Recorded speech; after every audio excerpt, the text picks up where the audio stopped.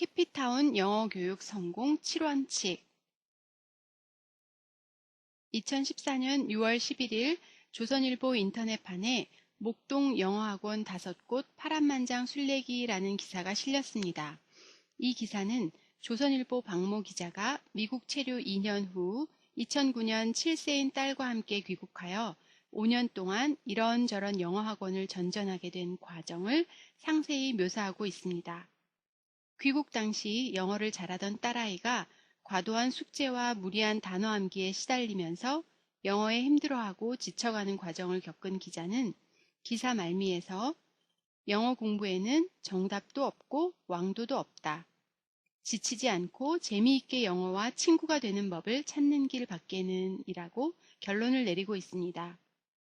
캐피타운을 제작한 KNK는 20년간의 영어 교육 경험을 바탕으로 영어 공부에는 정답도 있고 왕도도 있으며 지치지 않고 재미있게 영어와 친구가 되는 법을 알고 있다고 자신있게 말씀드릴 수 있습니다. 앞으로 설명드릴 캐피타운 영어교육 성공 7원칙이 바로 지치지도 않고 재미있게 영어와 친구가 되는 법이기 때문입니다. 영어 교육에 성공하기 위해 캐피타운 프로그램의 내용을 잘 이해하는 것은 매우 중요합니다. 그러나 이보다 더 중요한 것은 생각을 바꿔 새로운 영어 교육 마인드를 가지는 것입니다. 즉, 기존의 암기식 주입식 교육 방법을 버리고 아이의 입장에서 아이의 마음을 이해하며 아이의 특성에 맞는 교육 방법을 적용해야 한다는 생각의 전환이 필요한 것이지요. 만약 생각을 바꾸지 않고 기존의 방식으로 캐피타운 교재를 사용하여 영어를 가르친다면 그 결과는 절대 달라질 수 없습니다. 아이들은 영어에 흥미를 잃고 지쳐갈 것이며 부모들은 새로운 교육 방법을 찾아 이 학원 저 학원을 전전하게 될 것입니다. 결국 기존 영어 교육 방법을 고수하는 학원들도 계속 힘들어지겠지요. 만약 원생들이 영어의 재미와 흥미를 갖고 오랫동안 귀하의 학원에 다니게 하고 싶다면 캐피타운 영어 교육 성공 7원칙을 숙지하고 실천하시기를 부탁드립니다. 캐피타운 영어교육 성공 7원칙이야말로 학원을 성공하게 만드는 비결임을 우리는 지난 20년간의 영어교육의 체험을 통해 알게 되었으니까요. 여기에 한 가지를 더하자면 학원을 성공적으로 운영하기 위해서는 학원의 경영 방식을 21세기에 맞게 바꾸어야 한다는 것입니다. 제품이나 소비자 중심이 아닌 가치를 중시하는 시대에 발맞춰 학원의 정확한 미션을 수립하고 차별화된 그 학원만의 전략을 갖고 학원을 운영해야 합니다. 학원의 21세기형 경영 전략에 대한 사항은 KNK 설명회의 드림 학원 프로젝트를 참고하시기 바랍니다. 이 시대는 영어 교육의 대전환, 즉 코페르니쿠스적 의식의 전환이 필요한 시기입니다. 첫째, 지식의 시대에서 생각의 시대로의 변화를 들 수 있습니다. 이에 대한 자세한 내용은 김용규 선생님이 쓰신 생각의 시대에서 잘 설명되어 있으니 참고하시기 바랍니다. 인터넷의 발달로 클릭 한 번이면 지식이 쏟아지는 세상에서 누가 많이 알고 있나는 더 이상 중요하지 않습니다. 누가 새로운 생각을 하느냐가 중요한 세상으로 바뀌었습니다. 암기 및 주입식 방법을 통해 영어를 배우는 것은 이미 시대에 뒤처진 방식이며 아이들이 스스로 생각하는 과정을 통해 말소리로 영어를 터득하도록 해야 합니다. 둘째, 컴퓨터 기술의 발달로 영미권 국가의 영어 환경을 가상으로 만들기가 훨씬 쉬워졌습니다. 영어를 배우기 위해 영미권 국가에 가야만 했던 과거와는 달리 컴퓨터를 활용하면 얼마든지 다양한 쌍방향 가상현실을 통해 영어를 재미있게 배울 수 있습니다. 테이프를 들으며 영어를 배우거나 오프라인 교재를 가지고 힘들게 공부하는 방식은 이제 없어져야 할 과거의 방식입니다. 셋째, 내적 만족감을 중시하는 동기 3.0 시대가 출현하였습니다. 제품 중심의 1.0, 소비자 지향의 2.0 시대를 거쳐 가치를 중시하는 3.0 시대의 출현은 내적 만족을 끌어내지 못하면 더 이상 사람들의 관심과 공감을 받을 수 없다는 점을 시사하고 있습니다. 아이들이 영어를 배울 때 외부적인 평가와 보상보다는 스스로 본인의 영어 성취에 만족해하며 지속적인 동기부여를 받을 수 있도록 해주어야 합니다. 넷째, 새로운 영어 교육 방법의 출현을 갈망하는 부모들이 늘고 있다는 점입니다. 즉, 영어 교육 시장에서 암기식 주입식 교육이 효과가 없다는 사실을 인지하는 부모들이 10% 이상이 된다고 볼 때 캐피타운 영어 교육 방법의 우수성이 널리 알려진다면 그 시장 규모는 더욱더 확대될 것으로 예상됩니다. 캐피타운은 이런 시대적 상황을 바탕으로 가장 효과적인 영어 교육이 가능하도록 만들어진 프로그램입니다. 지금부터 캐피타운 영어 교육 성공 7원칙을 하나씩 설명하도록 하겠습니다.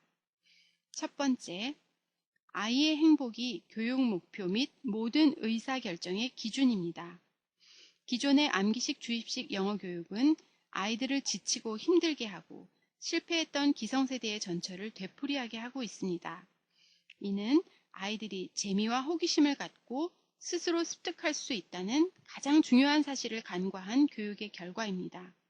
아이들의 눈높이에 맞춰 그들이 재미와 호기심을 잃지 않고 배울 수 있도록 해주는 교육, 그 성취감을 통해 자기 실현의 만족감과 행복을 느낄 수 있게 해주는 교육이야말로 캐피타운이 지향하는 교육이며, 이는 20년간의 경험을 통해 그 효과를 입증한 가장 효과적인 영어 교육 방법이기도 합니다.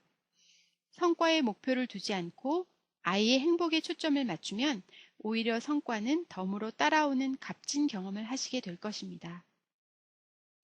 뉴욕타임즈 베스트셀러 1위 드라이브라는 책에서 세계적인 미래학자 다니엘 핑크는 자발적 동기의 중요성을 역설하면서 놀이가 일이 되는 순간 창의성이나 즐거움은 사라지며 일이 놀이가 되는 순간 몰입해서 즐길 수 있다고 하였습니다. 자발적 동기부여를 가능하게 하는 재미와 호기심이야말로 인류 역사 발전의 원동력이었고 교육에 반드시 적용해야 할 성공의 키포인트임을 잊지 말아야 합니다. 미국의 프랭클린 루즈벨트의 전 대통령 부인인 엘레나 루즈벨트 여사는 엄마가 곧 태어날 아기에게 가장 쓸모있는 선물을 내려달라고 빌 수 있다면 그 선물은 호기심이 되어야 할 것이다 라고 말했습니다. 호기심을 잃지 않고 그 호기심을 채워가는 과정에서 재미를 느낄 때 아이들은 자발적으로 학습하게 된다는 사실을 명심해야 할 것입니다. 아이들이 재미있게 클릭을 하면서 사물의 소리를 접하게 되는 캐피타운의 컨텐츠 사례를 잠깐 보도록 하겠습니다.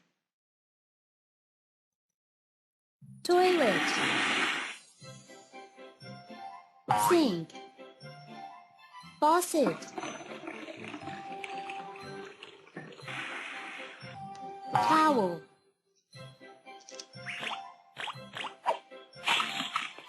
this towel is wet, towel, this towel is dry, shower, bubbles, bath, switch,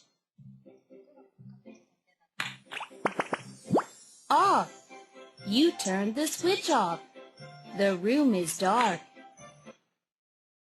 우리가 욕실에서 접할 수 있는 사물과 상황을 마치 가상현실처럼 접하게 되는 것을 볼 수 있습니다. 여기서 글자는 중요하지 않습니다.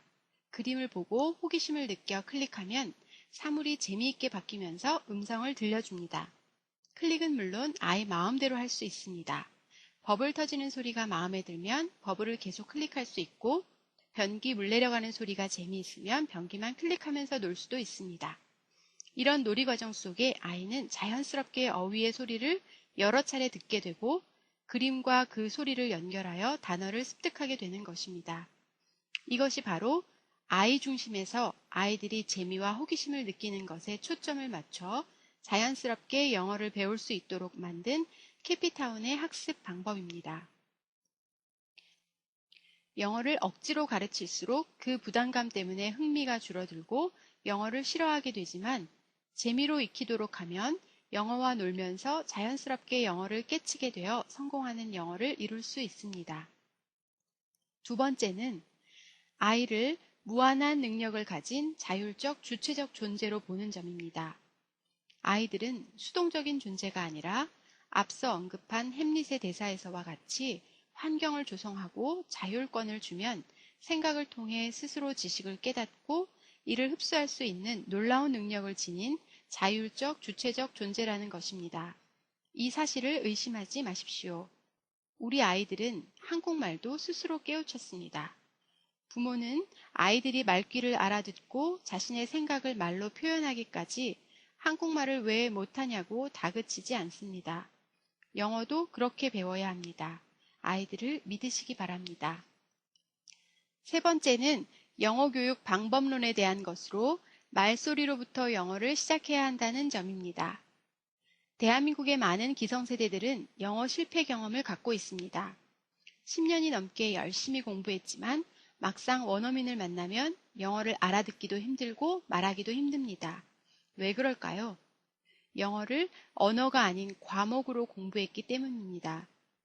영어를 언어로 접근했다면 방법이 달랐어야 합니다. 글자를 먼저 공부할 것이 아니라 소리로 접근을 했어야 합니다. 아이들이 모국어를 배우는 듯이 말입니다. 영어를 제대로 배우기 위해서는 방법의 전환이 필요합니다. 모국어 습득 방법에 대한 자세한 사항은 모국어 습득 방법의 이해 동영상을 참조하시기 바랍니다. 말소리와 눈으로 영어를 익힌 후 알파벳을 배우고 리딩과 라이팅을 학습하는 것이 언어를 배우는 올바른 순서입니다. 영어를 모국어로 사용하는 환경이 아닌 환경 속에서 영어를 배우려면 도구가 필요합니다. 컴퓨터를 활용한다면 가상현실처럼 모국어 환경과 비슷한 환경을 만들 수 있습니다. 여기서 중요한 점은 아이와 컴퓨터의 쌍방 상호작용을 해야 한다는 점입니다. 흘러가 버리는 일방적인 자극이 아니라 아이가 상황을 보고 느끼고 생각하면서 참여할 수 있는 인터랙티비티를 활용한 환경이어야 합니다. 인터랙티비티의 사례를 한번 살펴보겠습니다.